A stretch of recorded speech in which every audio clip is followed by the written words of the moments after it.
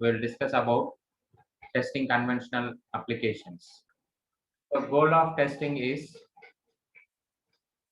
to find the errors or to provide solution for the errors. We need to correct the errors by using the testing process for the software. And a good test is having the high probability of finding an error. If you perform a very good test, the probability of finding an error is very high.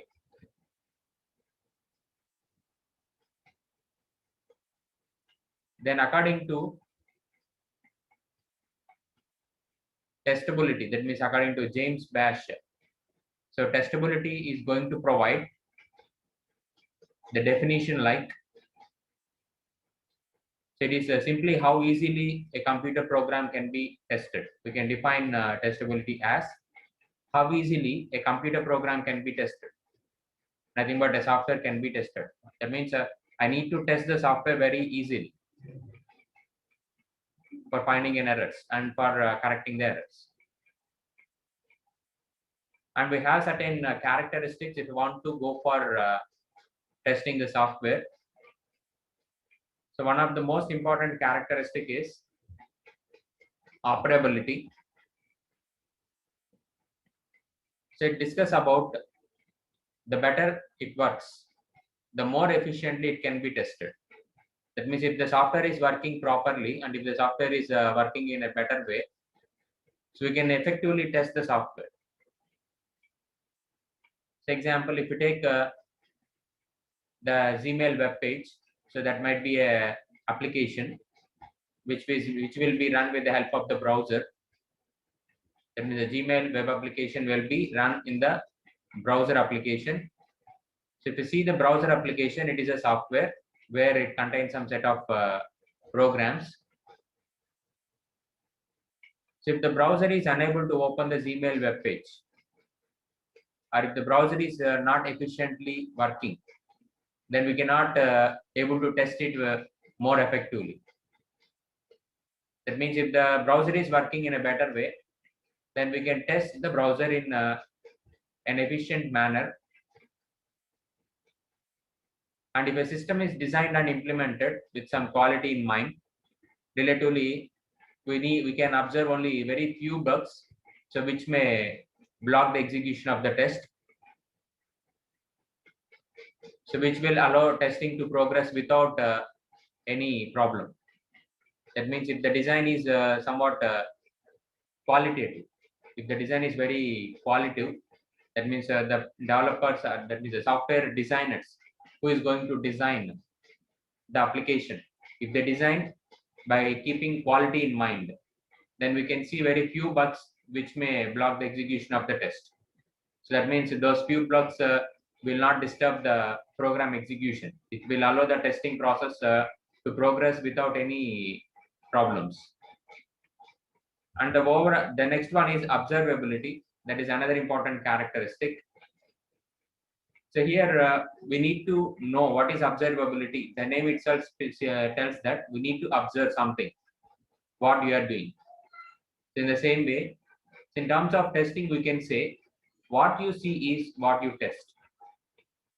So in any application software, so whatever you are seeing as a result, so that will be the output of testing. Example, in case of ATM machine, when you insert a card, if it shows the option to enter the password like PIN number, so that is one that you have tested. If after inserting the card, if the ATM machine is not responding, if it tries an error, that is the output of testing. So here inputs are provided as a part of testing procedure, like the inputs that are provided in case of the example of ATM machine. Here I am providing the ATM card as an input. So that may produce distinct outputs that I have just explained now.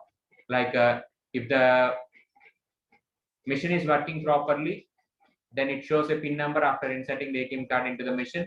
Otherwise, it may show some kind of error message. Likewise, we have different types of outputs.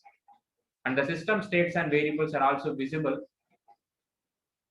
And incorrect output may be easily identified with the help of observability. And the third important characteristic is controllability. So here we can discuss about how can we control the software by testing the application. That means the better way that we can control the software, the more the testing can be automated and optimized.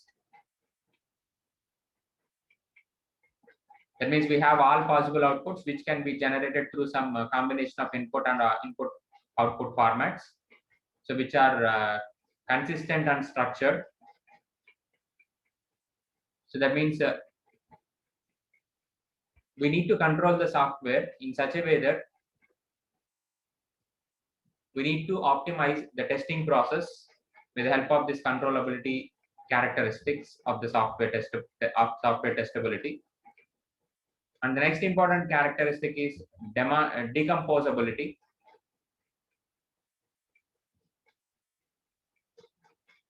So by controlling the scope of testing, we can more quickly isolate the problems and perform smarter retesting. So if we isolate the problems, that means we have various categories, various distinct problems are shown. And if you isolate those problems, and if you then we can perform smarter retesting. That means I need to retest the software once the problem is identified. So that can be smarter by controlling the scope of testing. That is called decomposability, where the software system is built from the independent modules that we know, so which can be tested independently. The next one is simplicity. That is another important characteristics for testable software. So it describes about the less there is to test, the more quickly we can test it. And the next one is stability and understandability. We have two important characteristics, that is stability and understandability. So before going to see stability, so we need to know about the understandability. So understandability means the more information that we have, the smarter we will test. If you understand very clearly, then we can test the software very clearly. That means if you know each and every action that is to be performed by the ATM machine, then we can test the ATM machine very effectively. If you don't know about the ATM machine effectively, we cannot test it. Even in case of your smartphones, which you are going to buy or which you have bought. So you want to check your camera features, or you want to check your application features of any other, that means any application in your smartphone. Until you know what is the clear-cut information about the particular application or particular feature in the smartphone, so we cannot test it. The next one is stability, where the few changes. That means if I have the few changes, then the disruptions to the testing is very few. That means software is not stick to one line of code, or that means one set of module, or a software cannot be constant, or it cannot be static. That means there are some changes that has to be made in the software depending on the requirements of the customer. So if the changes are very few, then the disruptions for testing is also very few. If the changes are very high, then we have more number of disruptions for testing. That means we cannot perform testing effectively if the changes are very high. So likewise, we have several important characteristics like operability, observability, controllability, decomposability, simplicity, stability, and understandability. So these are all the different characteristics of the software testing. So now, according to Kanner and Falk and Newsen, they suggest some attributes for good testing. That means if you want to make a good test has a high probability of finding an error. That means if you want to achieve the goal, the tester must understand the software and attempt to develop a imagination of how the software might fail. So in general, the classes of failure are probed. For example, one class of potential failure in a graphical user interface is the failure to recognize proper mouse position And another set of tests would be designed to exercise the mouse in an attempt to demonstrate an error in the mouse position recognition, etc. That means I need to identify whether the graphical user interface is creating a problem for mouse position or not, or mouse position recognition or not. And another important characteristic or another important attribute is a good test is not redundant. That means testing time and resources are not limited. And third one is a good test should not be the best of breed. For example, in a group of tests that we have similar intention, time, and resource limitations, so which may mitigate toward the execution of only a subset of the test. In such cases, the test that has the highest likelihood of uncovering the whole class of error should be used. That means for different softwares, if you have that you are going to test, that means you have some group of tests that have similar intention, similar time, and similar resource limitations. In that case, the test that has highest likelihood of uncovering the whole class of errors should be used. And the third one is a good test should be, fourth one is a good test should be neither too simple nor too complex. That means it is sometimes possible to combine some series of tests into one test case. That means I need to perform different tests on the software, where some possible tests are to be combined as a series of tests, which can be called as a test case. So the possible side effects associated with this approach, where combining the series of tests into one test case, may hide some errors. In general, each test may be executed separately. Each and every test should be executed separately. Even though we are going to combine different tests into one test case, each and every test should be executed separately. So it is also called as the glass box testing. It is also called glass box testing. You need to remember this. And it is a test case design philosophy which uses the control structure described as part of the component level design. So that is used to derive the test cases. And using this white box testing, so we can derive some test cases like, so which can guarantee that all the independent paths, so within a module, should be exercised at least once, because software is divided into module. Within each and every independent module, you may have some independent paths, and we need to make sure that all the independent paths are exercised at least once, and we need to exercise all the logical decisions, like we have some decision statements like if condition, while condition, or something, if condition, some conditional statements. So we need to exercise all the logical decisions on their true and false sides. That means we need to exercise the true block and we need to exercise the false block of each and every logical decision. It may be simple logical decision or it may be compound logical decision, whatever it is, we need to exercise all the logical decisions. And third one is we need to execute all the loops at their boundaries within their operational bounds. So within their operational bounds, in the sense we have certain condition, we have certain limit for the loop to repeat. So we need to execute all the loops at their boundaries within their operational bounds. And we need to exercise the internal data structures to ensure their validity. That means whatever the data structures that we have used in the module, so we need to ensure the validity of the data structures that we are using in the modules. So these are some of the things that we can derive.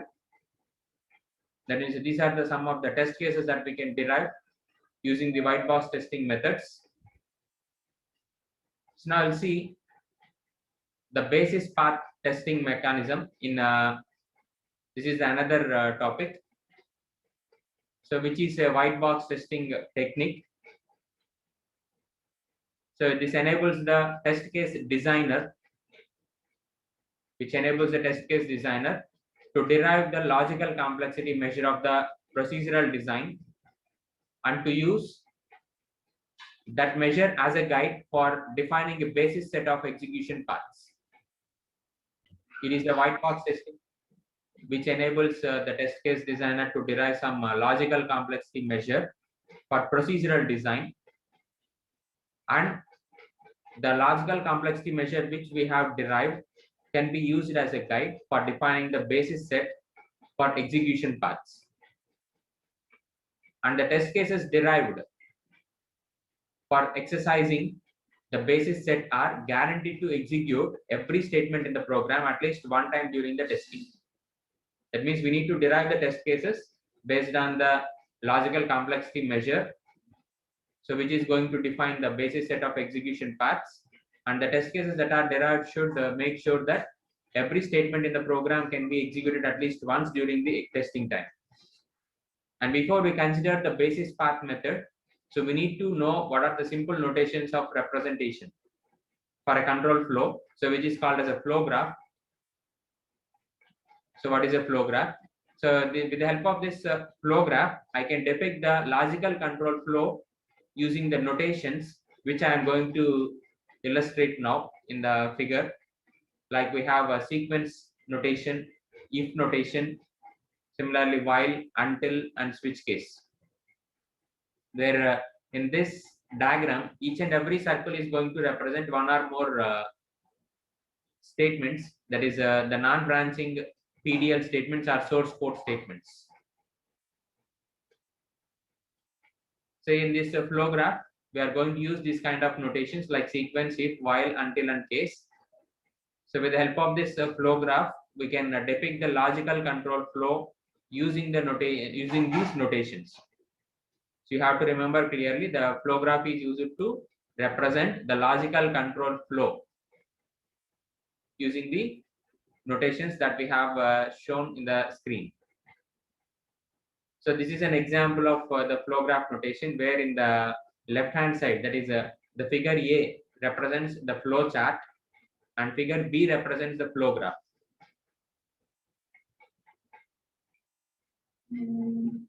Here a flow chart is used to depict the program control structure. If you observe the difference in between the flow graph and flow chart, in case of flow graph it is used to represent the logical control flow, but in case of a flow chart it is used to depict the program control structure. So there is a difference in between these two. In case of figure B, if you observe, the maps the flow chart into the corresponding flow graph. That means the figure B above, it will map the flow chart into the corresponding flow graph, assuming that there are no compound conditions.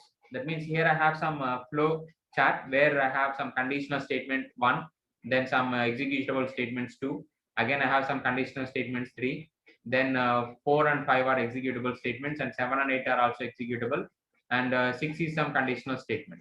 Out of these condition statements which are available in the flow chart, so here the figure B, that is a flow graph, is going to map the flow chart into the corresponding flow graph. That means the flow graph maps the flow chart into it by assuming that there are no compound conditions, so which are contained in the decision dimensions of a flow chart. That means the figure B on the top, that means we have a label called B. So I'm discussing about this figure. So when we see into the figure B above, so where each and every circle is called as a flow graph node, represents one or more procedural statements, and a sequence of process boxes and decision diamonds can be mapped into single node. That means I have boxes and decision statements. That means here 2 and 3, if you observe, so this is a box and this is one diamond shape. So these two are combined into one single node, that is a 2, 3. That means a sequence of process and decision statements can be mapped into single node, and the arrows on the flow graph called edges are links, which is used to represent the flow of control, and it is analogous to the flowchart arrows. nothing but it is similar to the flowchart arrows, and an edge that must terminate at a node, even if the node does not represent any procedural statement. An edge that must terminate at a node, an edge must terminate at a node, even if the node does not represent any procedural statements. Example, if you see the flow graph symbol for the if then else construct, the areas bounded by the edges and nodes are called regions. The areas bounded by the edges and nodes are called regions. When counting the regions, we include the area outside of the graph as a region also. So normally, if you see the if then else construct, so here the areas are bounded by the edges and nodes, which are all called regions. When counting the regions, we can include the area outside of the graph is also as a region. Now, the diagram that is showing here is used to represent the flow graph with simple condition, but not the compound condition statements. So when a compound conditions are encountered in a procedural design, then the generation of flow graph becomes slightly more complicated. So where the compound condition statements may occur with the help of some connectors like logical OR and NAND, NOR, etc. So that may be present in the control statement, which are the connectors or Boolean operators that we are going to use in case of compound conditions. So without compound conditions, if we write any statement, then it is called as a simple condition statement. So for simple condition statement, we are seeing the example. But if I have a compound condition statement, then I need to represent the flow graph as shown in the below, where I can use either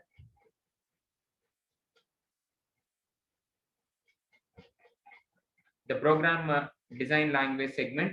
That means the compound logic. If you observe, if you have the program contains a compound logic, then the program design language, that is a PDL segment, translates into the flow graph, is shown in the figure below, figure B below.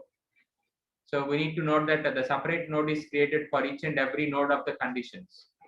For example, if I have if A or B, which is shown in the left hand side of the diagram, here I have a condition, that is a compound condition. Here it is if A or B.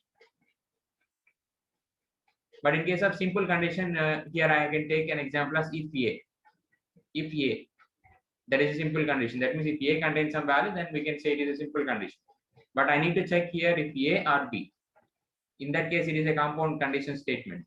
So here the program precision language, that is PDL segment, translates the flow graph into translates the given flowchart into the flow graph, which is shown in the diagram, where each and every condition is represented with a separate node.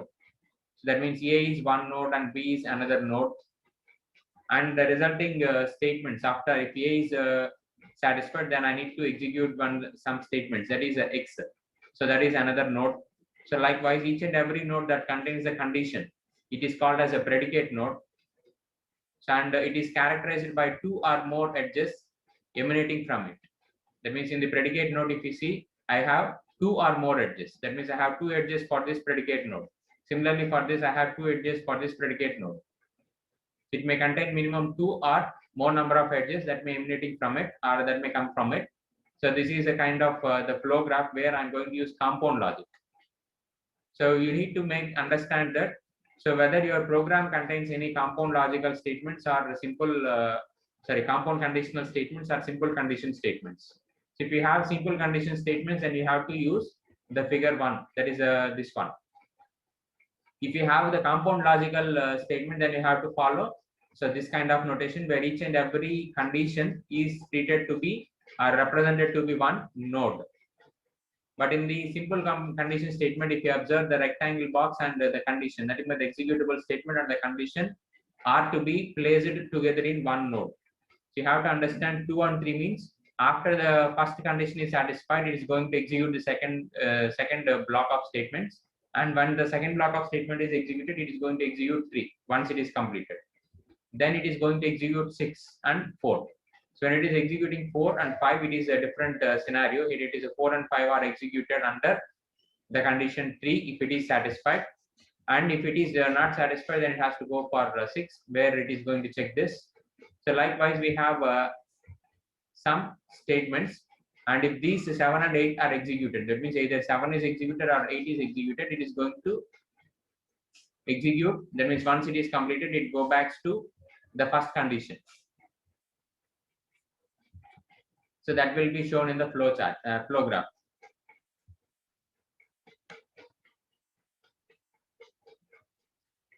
So now I'll see the independent program path in case of basis path testing. What is independent program paths?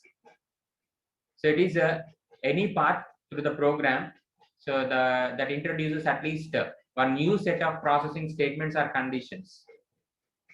Independent path is any path through the program that introduces at least one new set of processing statements or conditional statements or a new condition. When stated in terms of flow graph, an independent path must move along at least one edge that has not been traversed before the path is defined. That means in terms of flow graph, we can say an independent path must move along at least one edge, so that has not been traversed before the path is defined. For example, a set of independent paths for the flow graph illustrated in this figure, if you observe. So the independent paths are 1 to 11. So this is one independent path, 1 to 11. Another independent path is 1 to 2, 2 to 3, then 3 to 4 and 5, then again to 10, then again to 1, that means again to 1 and 11. So these are this is another independent path. Likewise, we have different independent paths that are available. So we say what is the independent path as? It is a path through the program that introduces at least one new set of processing statements. It has to define one new set of processing statements or new conditions. So when stated in terms of flow graph, an independent path must move along at least one edge that has not been traversed before the path is defined.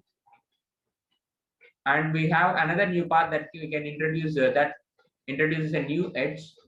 Here the path may be 1, 2, 3, 4, 5, 10, again 1, 2, 3, 6, 8, 9, 10, then again 1 and 11. So this is not considered to be an independent path. So which may introduce a new path. So the new path may introduce new edge, but it is not treated to be an independent path because it is simply a combination of already specified paths and does not traverse any new edges. So paths 1 to 4 constitute the basis set of flow graph in the figure above. So which is if you can design the test to force the execution of these paths in the basis set, every statement in the program will have been guaranteed to be executed at least one time, and every condition will have been executed on its true and false sides. But how can we know how many paths we need to look for? So the computation of cyclomatic complexity provides the answer. So that is the second week B program. So the cyclomatic complexity is a software metric that provides a quantitative measure of the logical complexity of the program. That means when we are going to use this cyclomatic complexity in the context of basis path testing method, so the value computed for cyclomatic complexity defines the number of independent paths in the basis set of program and provides you with an upper bound for the number of tests that must be conducted to ensure that all the statements have been executed at least once. So we are going to use the cyclomatic complexity as a software metric to provide the quantitative measure of the logical complexity of the program. So when the complexity is computed, we need to compute it in 3 different ways. One is the number of regions of the flow graph corresponds to the cyclomatic complexity. So we can calculate the number of regions as the cyclomatic complexity for the flow graph. And second one is we can use the cyclomatic complexity V of G for a flow graph G is defined as V of G equals to E minus N plus 2, where E is the number of edges and N is the number of nodes in the flow graph.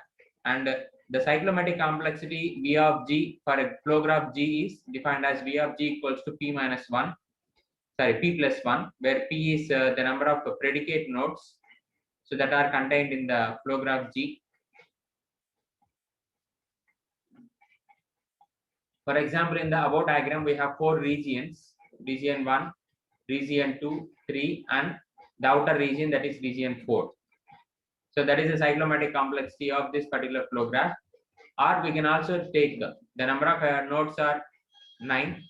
The total number of nodes are 9. 1, 2, 3, 4, 5, 6, 7, 8, and 9. That means the number of circles are 9. Nothing but the number of nodes are 9, and the number of edges are 11. So that is total is 11 minus 9 equals to 2 plus 2, that is equals to 4. That means here the formula is E minus N plus 2. So that is another way we can compute the cyclomatic complexity. And we can also compute the cyclomatic complexity with adding the predicate nodes with 1. That is a P plus 1. So here the number of predicate nodes are 3. So like 1 is one predicate node, 2 is another predicate node, and 6 is another predicate node. So we have 3 predicate nodes, and we need to add with 1, we will get 4. So these are the 4 predicate nodes. Nothing but cyclomatic complexity is 4 for this flow graph.